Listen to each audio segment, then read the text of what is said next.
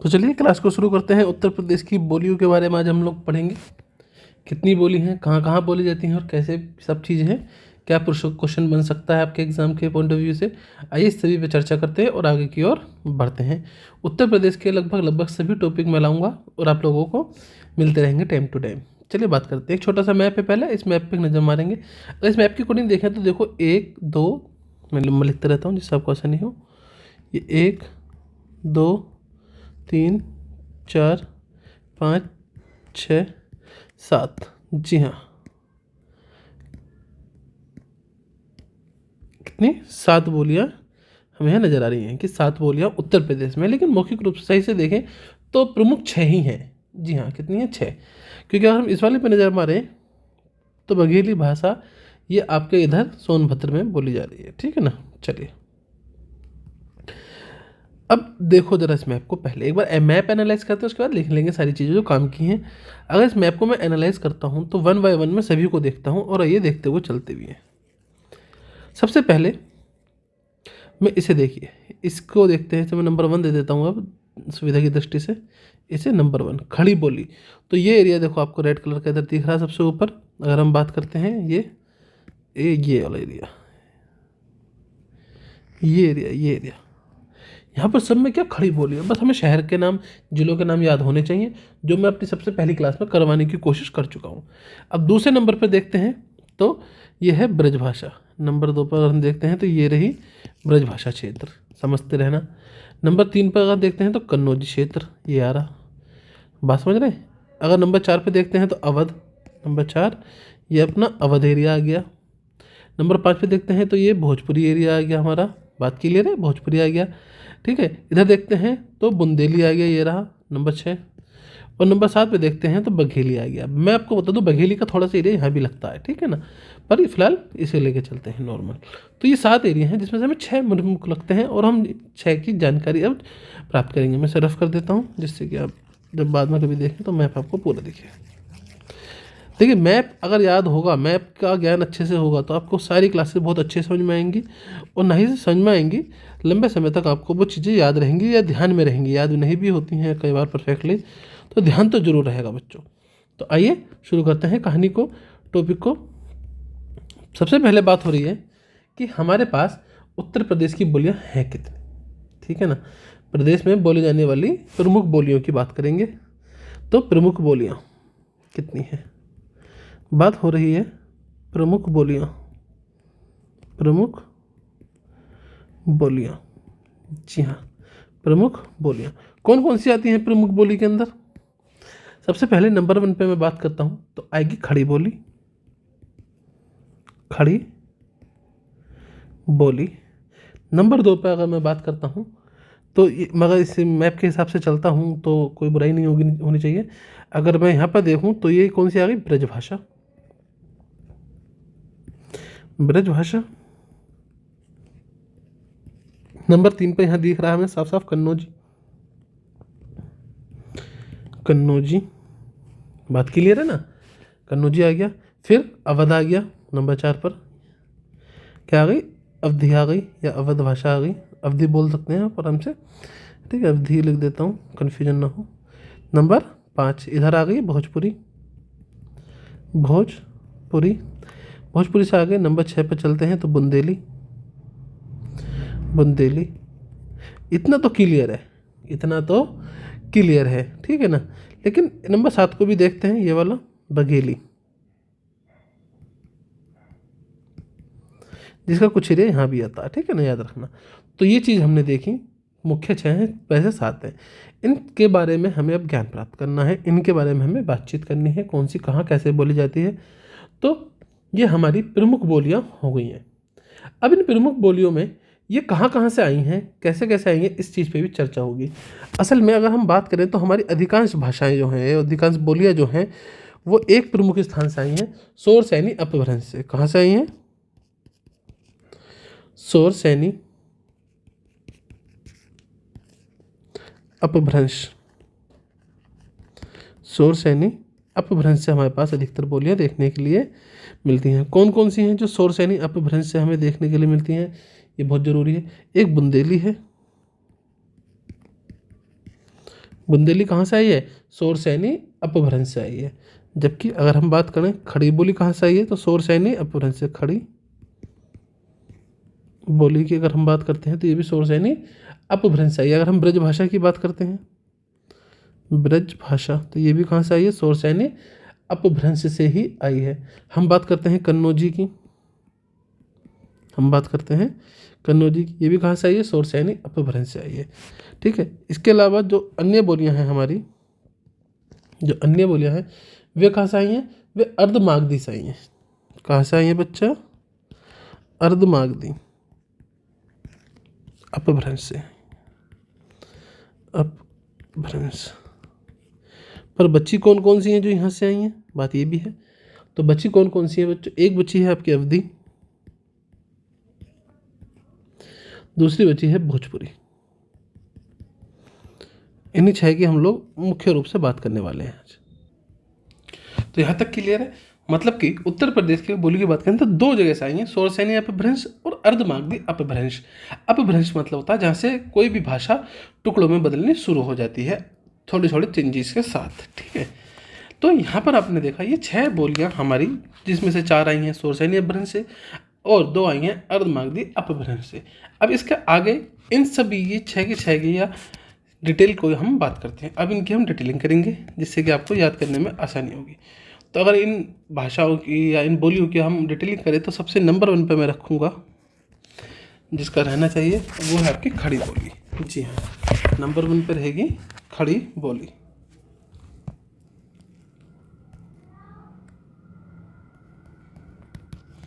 खड़ी बोली। तो जी हाँ, खड़ी बोली की अगर हम बात करते हैं तो इसके की पॉइंट क्या क्या हैं, ठीक है ना। इसके की पॉइंट क्या क्या हैं, तो सबसे पहले ये दिल्ली तथा उसके आसपास समझते हैं। की पॉइंटों के साथ साथ चलते रहेंगे। यह दिल्ली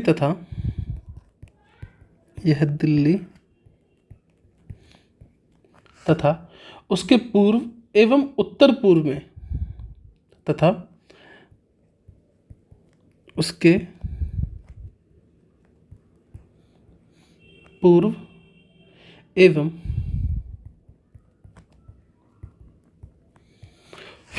उत्तर पूर्व के सीमावर्ती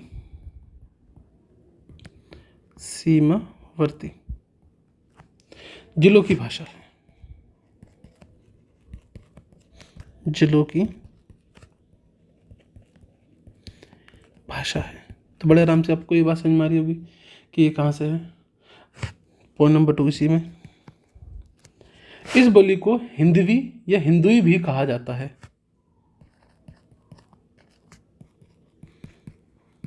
इस बोली को हिंदवी या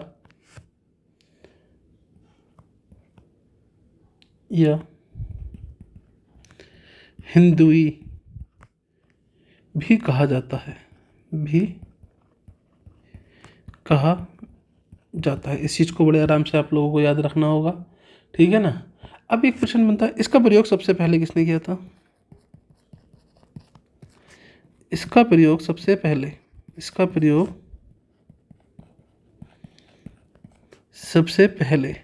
किसने किया था? कोई बताएगा? कमेंट करेंगे अगर जानते हैं किसने किया था। सर्वप्रथम लल्लू लाल जी ने। किसने किया था? लल्लू लाल जी ने इसका प्रयोग सबसे पहले किया था। क्लियर है। और कौन से ग्रंथ में किया था? इन्होंने ग्रंथ लिखा था प्रेम सागर एक ग्रंथ लिखा था जिसके अंदर इसका जिक्र किया गया, जिसमें इस भाषा का, इस बोली का प्रयोग इन्होंने किया था। अब यह बोली जो है अपने समझना, ये बोली जो है दिल्ली, मेरठ,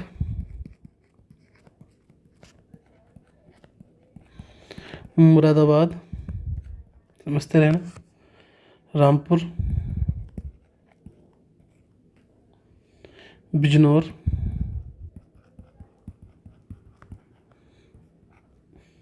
मुजफ्फरनगर,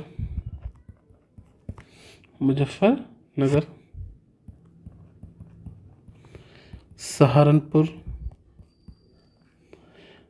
तो देहरादून, वैसे देहरादून में बोली जाती है पर देहरादून यूपी का हिस्सा नहीं है तो छोड़ देते हैं, तो सहारनपुर में ये बोली जाती है। अब देखो जब हमने मैप की बात करी थी तो इसी की बात करी थी सबसे पहले खड़ी बोली की, ठीक है, इसी की बात करी थी। ये एरिया देखो, अब यहाँ पर सब यही तो हैं, ये रहा मुरादाबाद, ये रहा बिजनौर, सहारनपुर, शामली जो हमने नहीं लिखा पर इसमें है मेरठ, ठीक है ना, ये सब देखो गाज़ियाबाद, बागपत, मुजफ्फरनगर, ये सब देखो। अगर ये आपको मैप अच्छे से याद होता तो एकदम आप समझ जाते ये एरिया है और आपको चीज़ें याद करने में थोड़ी सी आसानी हो जाती। इधर आप देखेंगे तो संभल भी है, इधर ये रहा रामपुर, ठीक है ना, बुलंदशहर। बात सब देखिए, बहुत अच्छे से बात समझिए, मैप पर ज़्यादा ध्यान दीजिए। लिखा हुआ आपने कई बार लिखा हुआ, कई बार पढ़ा भी होगा, लेकिन अगर मैप के हिसाब से अगर आप चीज़ देखेंगे तो आपको याद करने में बहुत आसानी होगी। तो ये पूरा जो रेड एरिया है ये हमारा खड़ी बोली का प्रयोग करता है। It is okay to everyone और नॉट। इसका विकास शोर सैनी अपभ्रंश से हुआ, ये हमने पढ़ लिया है। अब इसे कोरवी भी कहते हैं। इसका एक अन्य नाम क्या है? इसका एक अन्य नाम कोरवी है। क्या है? कोरवी है। इसे कोरवी भी कह देते हैं। बात क्लियर है या नहीं? तो बड़े आराम से हमने देखा कि कोरवी या फिर खड़ी बोली, ये दो नाम से आपकी जानी जाती है, जिसे आप लोग लगा सकते हैं। नंबर 2, ब्रजभाषा की बात करते हैं।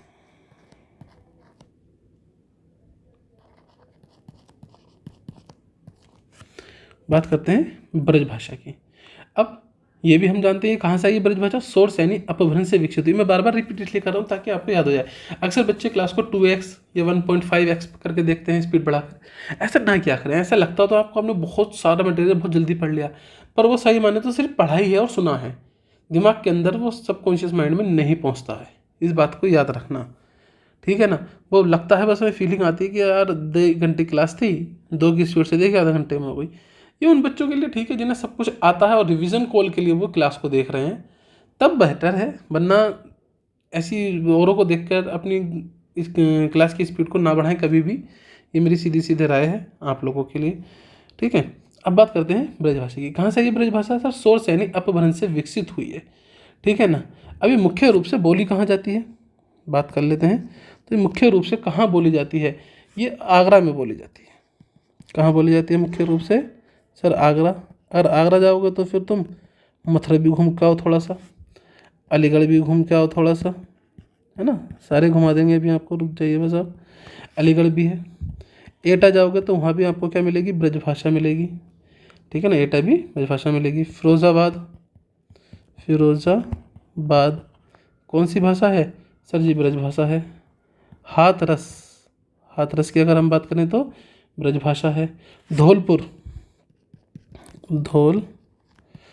कौन सी भाषा है? ब्रजभाषा है धौलपुर। एक है बदायूं,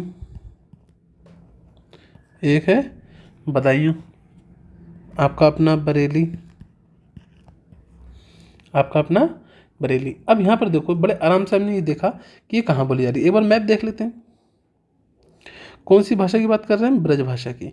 अब देखो यहाँ पर हमें ब्रजभाषा ये रही बरेली में, ये रही बदायूं में, अलीगढ़, मथुरा, हाथरस, फिरोज़ाबाद, आगरा। बात देखिए, यही सीखना है, यही मेन है। कासगंज, ठीक है, जो लिस्ट में नहीं है वो यहाँ पर भी है, दिख जाएगा आपको, बड़े आसानी से समझ में जाएगा। तो ये दूसरा एरिया हमने देखा जहाँ खड़ी बोली बोली जा रही है, वहाँ से सटते हुए ही आप पाएंगे कि ब्रजभाषा बोली जा रही है।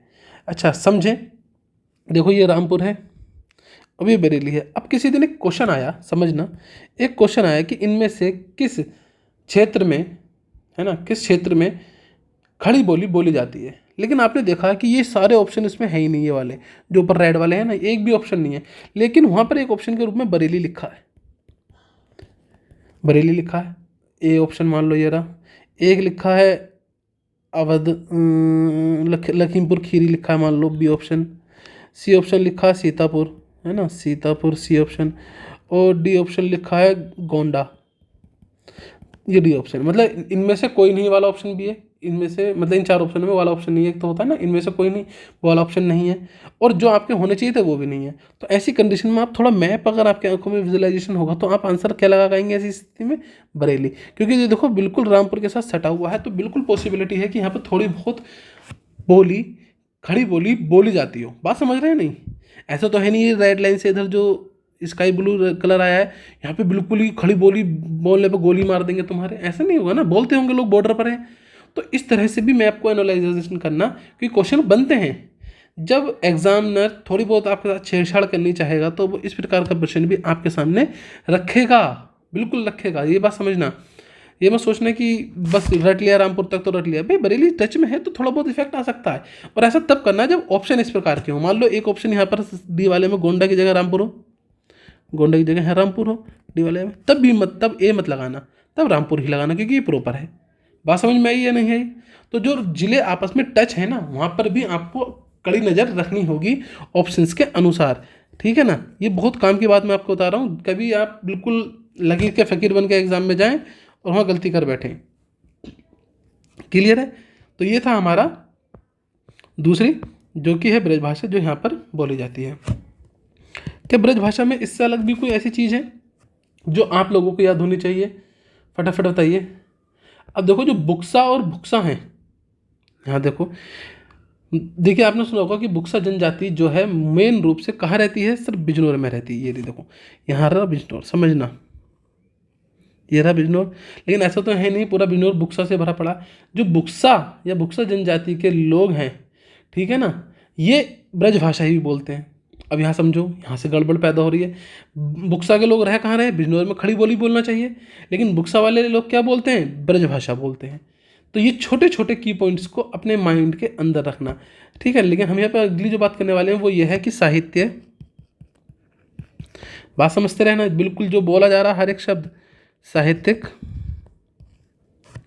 एवं लोक भाषा की दृष्टि से, लोक भाषा की दृष्टि,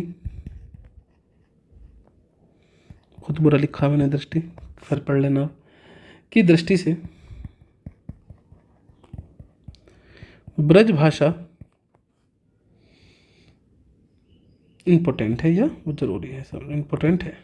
आपने सुना होगा ब्रज भाषा में, ब्रज की में ज़्यादा चीज़ें आपको देखने के लिए मिलती रहती हैं। खैर ये बात आपको समझ में आ गई होगी, ठीक है ना। आप समझ, कृष्ण भक्ति के जितने भी काव्य हैं आप इसी में देखेंगे। कृष्ण भक्ति के जितने भी काव्य हैं, किसके? कृष्ण भक्ति के जितने भी काव्य हैं आप देखेंगे ब्रज भाषा में। भक्ति के काव्य जो हैं वो इसी भाषा में, इसी बोली में आपको अधिकांशतः देखने के लिए मिलेंगे। तो ये ओके हुआ आपके लिए, बहुत छोटे छोटे पॉइंट हैं, यहाँ पर आपको इन्हें समझना होगा, ठीक है ना। चलिए, अच्छा इसकी ब्रज भाषा की उपबोलियाँ भी हैं, देख लो इस पॉइंट को भी। ब्रज भाषा जो है, ब्रज भाषा की उपबोलियाँ भी हैं, कि उपबोलियाँ सब, इसकी उपबोलियाँ क्या हैं? तो समझो, बुक्सा जनजाति तो है ही, बुक्सा एक उपबोली भी है, भोक्सा एक उपबोली भी है, जनजाति तो है ही, इस बात का मैं अलग से बोल रहा हूँ बार बार, है ना। भरतपुरी ये भी एक उपबोली है, किसकी? ब्रजभाषा की ही उपबोली है, याद रखना। डोगी नहीं है, डोंगी है, याद रखना। माधुरी दीक्षित नहीं है, माधुरी है केवल। ये क्या उपबोलियाँ हैं? किसकी उपबोलियाँ हैं साहब? ये सभी उपबोलियाँ हैं ब्रजभाषा की, है ना। चलिए नंबर 3 पर चलते हैं, समझ में आ गया होगा ब्रजभाषा बहुत अच्छे से। अगला चलते हैं बुंदेली की तरफ।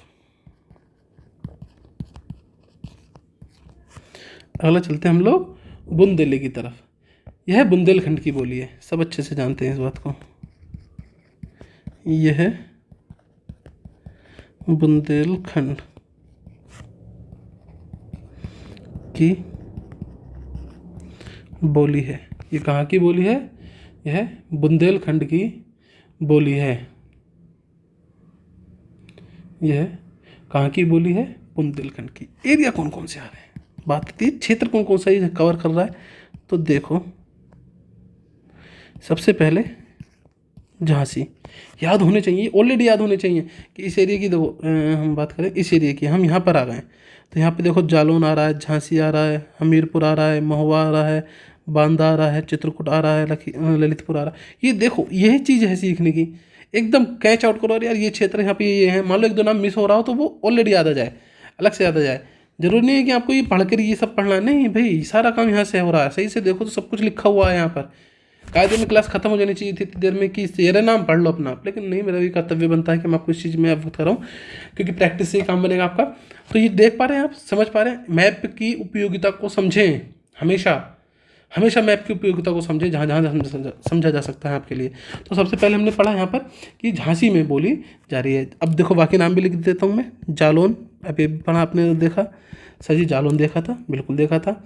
हमीरपुर देखा था, बिल्कुल सर, हमीरपुर समझ रहे हैं नहीं सर, हमीरपुर देखा था, बिल्कुल देखा था। यहाँ पर सर और भी क्षेत्र थे जो आपने देखे, जो कुछ ऐसे भी हैं जो जिलों के अंदर छोटे कस्बे टाइप के हैं, उनके भी नाम इसके अंदर आ जाते हैं। जैसे ओरछा, ये ओरछा में इसलिए लगवा रहा हूँ क्योंकि एग्जाम में आया हुआ है, तो बच्चे पढ़ नहीं पाता यार ओरछा कहाँ पर है। एक यहाँ पर सागर भी है, समझते रहना ये चीज़ें, क्या है, सागर है, एक सिवनी है।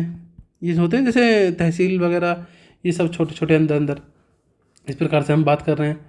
तो ये सब चीज़ें यहाँ पर हैं, अपना बाकी नोट डाउन कर लेना, ऊपर से देख के भी कोई समस्या नहीं है। तो यहाँ पर क्या है, बुंदेली भाषा बोली जाती है, बुंदेली बोली बोली जाती है।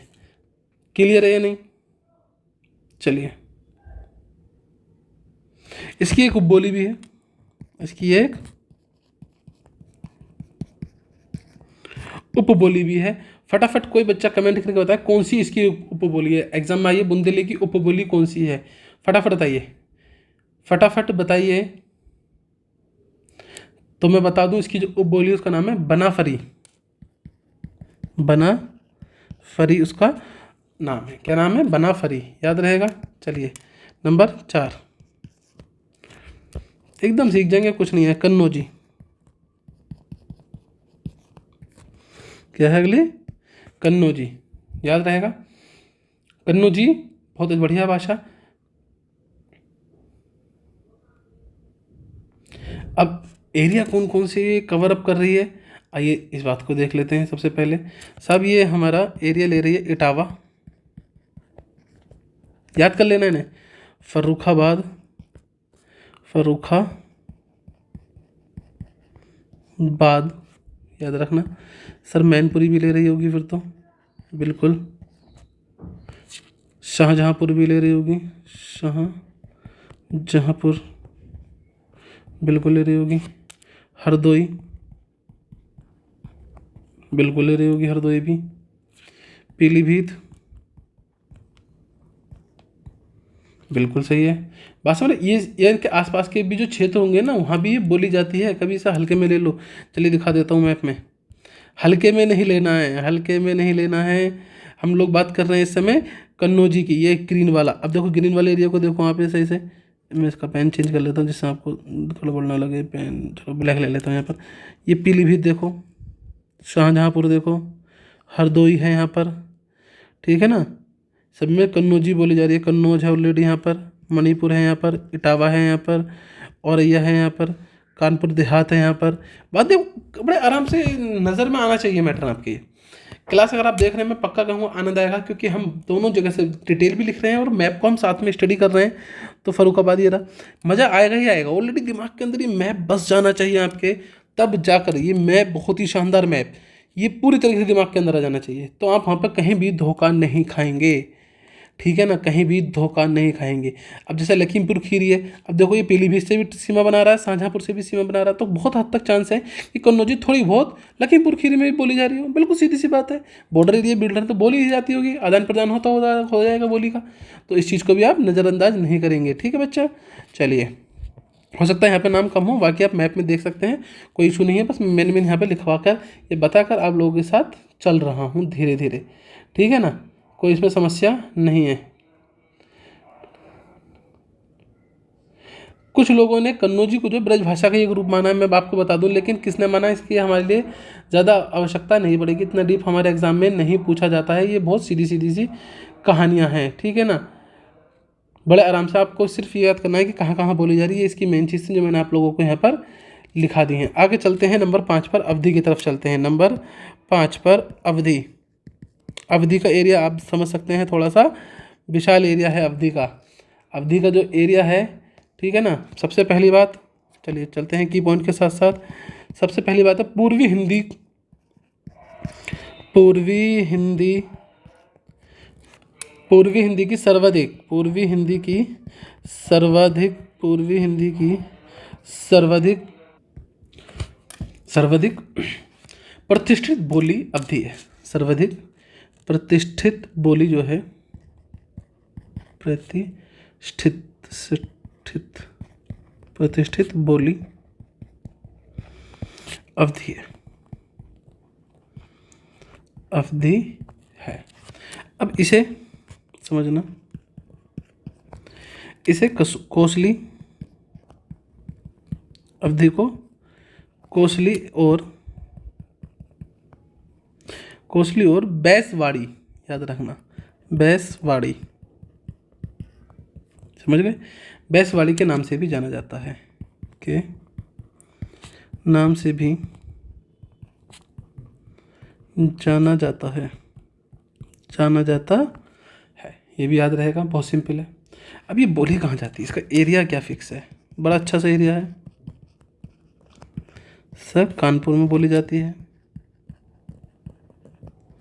इतना तो आप समझ ही सकते हैं, इसका एरिया थोड़ा सा बड़ा है। बाराबंकी में भी बोली जाती है, बाराबंकी। साथ में भैया उन्नाव भी हैगा, रायबरेली भी है क्या, रायबरेली यहाँ भी बोली जाती है, तो आप सब समझ ही सकते हैं। सीतापुर है, सीतापुर यहाँ भी बोली जाती है। एक आपने सुना होगा फतेहपुर होगा, फतेहपुर भी है एक। अयोध्या आपका अपना है ना, समझ सकते हैं, अयोध्या भी उसी साइड है ना। एक गोंडा भी है, प्रतापगढ़ है, गोंडा है, प्रतापगढ़ है। आप समझिए, सुल्तानपुर है, काफ़ी फेमस है, सुल्तानपुर। यह सब क्या होता है, ये अवधि बोली जा रही है। कौन सी बोली जा रही है, अवधि। अब देखो अवधि में ही कुछ आपकी रचनाएं भी हैं जो आपने सुना होगा, रामचरितमानस है ना, रामचरितमानस। ये कौन सी भाषा में है, ये बोली में है, सभी अवधि में। एक सुनोगी कवितावली, कवितावली कौन सी बोली या भाषा में, सब अवधि में है। तो ये दोनों बात समझ रहे हैं ना। आईने अकबरी, कभी कभी ना कभी नाम सुना होगा आपने, आईने अकबरी का, आईने अकबरी, बात समझ रहे हैं ना। आईने अकबरी ये भी आपकी अवधि में है। तो देख रहे हैं ना, अवधि का प्रयोग थोड़ा बड़े एरिया पे। एक बार मैप पे देख लेते हैं अवधि को हम लोग। ये देखो, ये आपको बड़े आराम से नज़र आएगा। ये देखिए, ये सब, ये देखते चलिए आप।